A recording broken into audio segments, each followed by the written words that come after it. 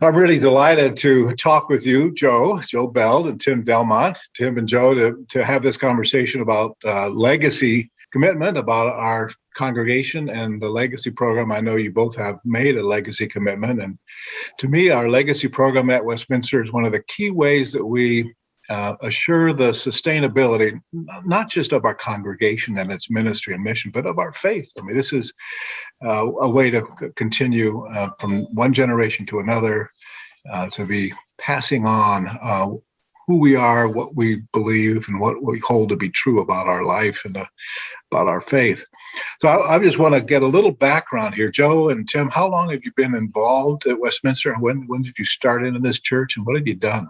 It's been almost 20 years since we first came as visitors to Westminster, and we were struck immediately by the beauty of the worship and by the strength of the arts and the music, the wonderful preaching.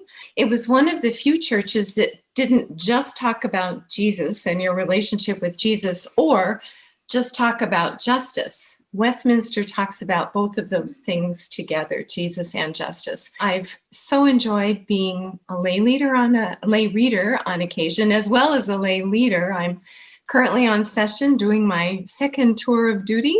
And in that capacity, this time around, I'm also chair of the Faith in Action Council. Our youngest son was confirmed at Westminster and was actively involved in youth programs. Joe and I have attended and participated in, I don't know how many adult ed sessions. And then most recently, I was a co-chair of a search committee for the associate pastor.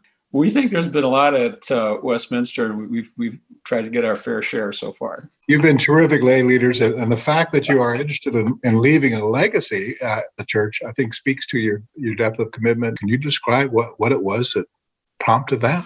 Along the way in our marriage, we realized we didn't have much that looked like a will. So we started to think about where our values and our priorities. And not surprisingly, we found Westminster right at the top.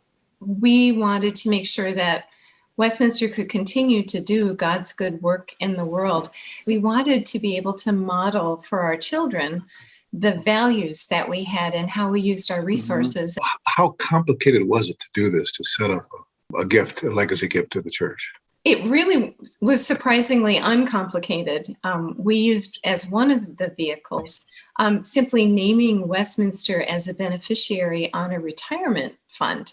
And the advantage of that is you have to write in those beneficiaries anyway. So it's just a matter of including that in the normal process of designating beneficiaries. That was also a really good vehicle because there are tax advantages in doing it that way. And even though for us, we approached the legacy to Westminster as part of a larger estate plan, if you use something like a beneficiary designation, you don't have to have that larger estate plan or even have a will. I could have done that without any of the larger process. So that's often a good place to start, is by looking at something you have to do anyway and simply featuring Westminster as part of that process. And one of the things that we just loved was having conversations with Mary Hess.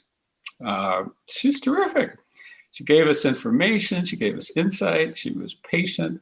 It was fun. I remember we left the session saying, did we just talk about money and legacy and connected the two, which suggests that we're not always going to be around? We said, yeah, but Mary made it easy. I know you've done it very carefully, and I believe it's an unrestricted commitment. Why did you make sure it was unrestricted? Joe, I know particularly you are aware of the value of an unrestricted. I have a greater understanding of it and how helpful it is now, because I also have some leadership responsibility in higher education. It is so helpful to have unrestricted resources available. We want Westminster's future leaders to have the flexibility to be able to respond to God's call in the moment. What would you say by way of advice to other church members who are considering a legacy gift? Think very carefully about what's most meaningful and purposeful in life. What is it, and why is that? To what do we give our efforts, our energies, our concerns, certainly money. But what counts? What really counts? What's a priority? And how shall I sustain it? Pray about it and don't put it off. Yep. Don't put it off. My 2 cents, her 2 cents.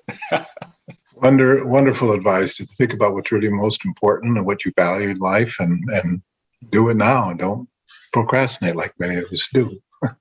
Thank you both for this conversation, but more importantly for your leadership and your commitment to the church. It really will be an important part of the church's legacy going forward, and we're grateful.